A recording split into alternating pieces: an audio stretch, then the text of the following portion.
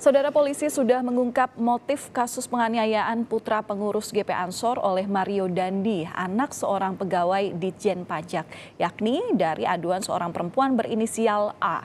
Namun, adakah motif lain terkait kekerasan Mario Dandi yang gemar pamer harta atau yang lebih eksis dikenal flexing tersebut?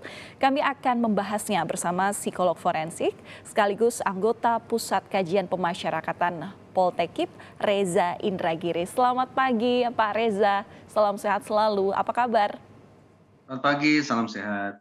Iya Pak Reza, ini polisi kan sudah mengungkap bahwa aduan perempuan berinisial A ini masih menjadi saksi ya sampai saat ini. Tentu ini membuat anak pejabat pajak Mario Dandi Satrio mendatangi korban David hingga kemudian melakukan penganiayaan. Nah, fakta terungkap bahwa perempuan A ini tetap berada di mobil Jeep Rubicon Mario Dandi Satrio. Apakah ini satu-satunya motif kekerasan Mario Dandi yang bisa dilakukan untuk seolah terlihat gagah begitu di depan pasangannya atau seperti apa? Ini sifat narsistik ini seperti apa yang bisa dilihat?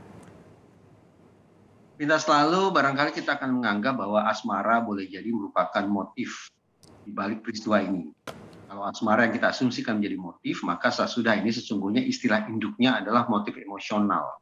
Di mana kemudian ada perasaan cemburu, ada perasaan sakit hati, marah, dan seterusnya yang melatar belakangi pelaku sampai kemudian melakukan penganiayaan. Tapi kalau kemudian kita geser sedikit isunya, karena ada sekian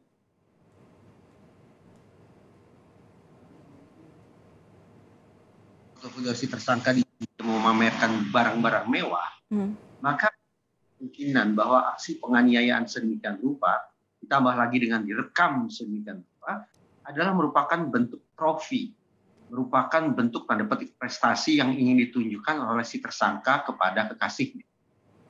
Kalau ini merupakan cara untuk mendapatkan trofi, cara untuk meraih sebuah prestasi, mencari muka, memperoleh kekaguman di hadapan pacarnya, maka justru ini bukan merupakan motif emosional, tapi ini merupakan motif instrumental, yaitu bagaimana sebuah kejahatan dilakukan untuk mendapatkan manfaat tertentu. Bisa manfaat uang, manfaat popularitas, dan seterusnya. Tapi dalam kasus ini menurut saya motif popularitas yang merupakan unsur dominan. Oke, Pak Reza, ini kalau melihat dari ya memang umur begitu ya, umur dari Dandi ini 20 tahun kemudian melakukan kekerasan terhadap David yang umurnya masih 17 tahun di situ. Ini kan sebenarnya kalau dilihat dari tingkat kemandirian ini seperti apa? Seharusnya Dandi ini bisa lebih dewasa dalam menyikapi. Mari kita samakan persepsi, betapapun kita menyebut tersangka ini sebagai anaknya pejabat Direktorat Jenderal Pajak, tetapi sesungguhnya dia bukan lagi anak-anak. Karena dia sudah melewati batas usia 18 tahun, yang merupakan batas usia antara anak-anak dan pasca anak-anak alias usia dewasa. Jadi dia ringkasnya adalah seorang anak yang bukan lagi merupakan anak-anak. Dia harus kita pandang sebagai tersangka pelaku pidana berusia dewasa. Nah Tidak ini, dikenakan undang-undang perlindungan anak. ya terus melihat tingkat kemandirian Dandi ini menurut Pak Reza seperti apa? Begini, saban kali terjadi tindak pidana, kemudian apalagi disertai dengan kekerasan, maka penting bagi otoritas terkait untuk melakukan penakaran resiko atau risk assessment. Risk assessment inilah yang akan menjawab apa sesungguhnya sebab musabab seseorang melakukan tindakan kekerasan, sekaligus bagaimana cara mengatasinya agar tidak muncul perilaku berulang. Nah, dari sekian banyak kajian yang relevan dalam kasus ini, menurut saya adalah bicara tentang kemandirian. Bahwa seorang individu yang tidak memiliki kemandirian, baik itu kemandirian secara fisik, maupun kemandirian secara finansial, maupun kemandirian secara sosial, itu merupakan salah satu faktor risiko yang dominan di balik aksi-aksi kekerasan. Kalau kemudian kita jadikan teori ini sebagai kacamata untuk menyoroti kasus ini, maka sudah. Tampaknya ada relevansi. Tersangka yang dikabarkan memiliki hobi pamer kekayaan, pamer barang-barang mewah, justru mengindikasikan betapa dia sudah dewasa, berusia dewasa, namun belum memiliki kemandirian. Kenapa? Karena saya cukup yakin bahwa barang-barang mewah yang dia pamerkan itu bukan merupakan hasil jerih payahnya. Jadi ada semacam pemanjaan terhadap seseorang yang kemudian melipat gandakan bagaimana dia tidak bisa mandiri, baik sekali lagi secara finansial maupun secara sosial. Jadi boleh jadi ini ketidakmandirian itulah yang juga menjadi sebab musabab mengapa yang bersangkutan sampai hati melakukan kekerasan sedemikian brutal. Oke, berarti Pak Reza di sini bisa melihat ada seolah kesalahan dalam pola pengasuhan orang tua dari Mario Dandi ini. Ketika kita bicara tentang maltreatment, pengasuhan yang keliru, secara umum bisa kita pilah menjadi dua. Yang satu adalah negligence alias penelantaran, pengabaian terhadap hak-hak anak. Anak tidak disekolahkan, anak tidak dikasih makan, anak tidak dibangun spiritualitasnya, dan seterusnya. Tetapi dalam kasus ini tampaknya yang terjadi bukanlah negligence, melainkan sisi kebalikannya adalah overpampering alias pemanjaan berlebihan. Pemanjaan berlebihan itulah yang terindikasi dari sekali lagi bagaimana tersangka ini mengendarai kendaraan mewah, kemudian aksi koboi-koboyan di jalan, direkam pula dengan cara sedemikian rupa. Ini yang mengindikasikan sebagai pemanjaan berlebihan alias overpampering. Dengan kata lain, ini penting untuk ditelisik, adakah pengaruh dari maltreatment atau pengasuhan yang salah terhadap terbentuknya perilaku individu yang bersangkutan. Ya, Pak Reza, ini kita melihat daripada konferensi pers yang sebelumnya sudah dilakukan oleh pihak kepolisian. Nah, ini saat ditampilkan ke publik, saat konferensi polisi ke media, ini tersangka Mario ini seolah dari ekspresi wajahnya ini tidak ada penyesalan dan masih terlihat arogan di situ. Nah, apakah motif kejahatan yang dilakukan terhadap korban David ini bisa disebut hal yang sudah direncanakan oleh Mario sampai sekeji itu? Oh, sudah pasti demikian. Berdasarkan pemberitaan di media, paling tidak, bagaimana si tersangka ini melibatkan pihak lain untuk kemudian bisa menemui korban. Melibatkan pihak lain saja, ditambah lagi kemudian mencari lewat GPS dan seterusnya, mengindikasikan kuat betapa ini merupakan tindakan penganiayaan yang sifatnya bukan spontan, tapi tindakan penganiayaan yang sifatnya berencana. Nah, tapi saya memiliki catatan khusus ya terkait dengan bagaimana pihak kepolisian menampilkan tersangka ini di hadapan media. Yang saya tagih sesungguhnya adalah bagaimana polisi bekerja secara fair, jadi fairness-nya. Kalaulah ada tersangka yang kemudian dipajang menghadap kamera dengan muka terbuka, bagaimana kalau tersangka-tersangka lain juga mendapatkan perlakuan serupa? Agar kemudian tidak muncul kesan bahwa polisi justru bekerja bias terhadap tersangka yang satu ini sedemikian demonstratif, tapi terhadap tersangka yang lain ditutup mukanya sehingga memunculkan kesan privasi dan seterusnya dan seterusnya. Fairness itu yang menurut saya menjadi catatan penting yang harus juga dilakukan oleh pihak kepolisian. Oke, dan untuk perlakuan hukum terhadap Mario Dandi saat ini sudah dianggap cukup dan ini hal yang baik, Pak Reza? Perkiraan saya nantinya tersangka ini apabila divonis bersalah, tampaknya akan dikenai hukuman badan alias penjara sekian tahun. Apakah itu bermanfaat?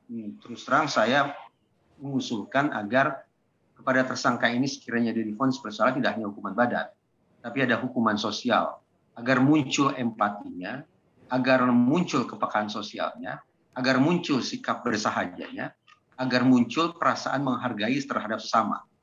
Sifat-sifat yang positif yang saya sebut saat lalu itu, saya yakin atau saya ragu akan bisa muncul hanya ketika seseorang dipenjara saja. Jadi justru di samping di penjara yang bersangkutan harus diberikan kesempatan, bahkan kalau perlu memang harus dipaksa terlebih dahulu untuk melakukan pengabdian atau pelayanan masyarakat. Dengan cara semacam itulah kita berharap yang bersangkutan akan bisa menjadi lebih rendah hati, menghargai orang lain, kendali emosi, sok-sokan koboi itu juga akan bisa berkurang dan seterusnya.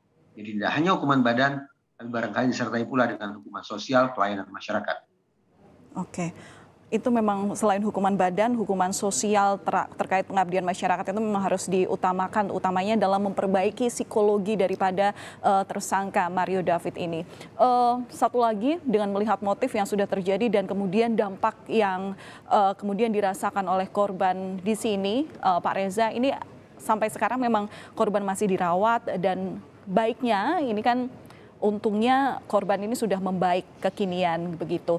Nah, tapi kalau melihat dari hal-hal yang sudah dilakukan oleh Mario David dan kemudian dengan Mario Dandi maksud kami, dan videonya itu sempat viral di media sosial bagaimana ia menganiaya korban. Apakah sikap ini bisa tergolong sebagai pembunuhan berencana, Pak Reza? Apakah ini pembunuhan berencana atau bukan? Ya, tentu saya berharap bahwa korban tidak sampai kehilangan nyawa sehingga ini tidak menjadi sebuah pembunuhan, tambah lagi pembunuhan berencana. Kalau saya justru ingin mengatakan bahwa ya saya bersyukur alhamdulillah bahwa korban dikabarkan sudah mulai siuman, sudah mulai sadar, sudah mulai responsif.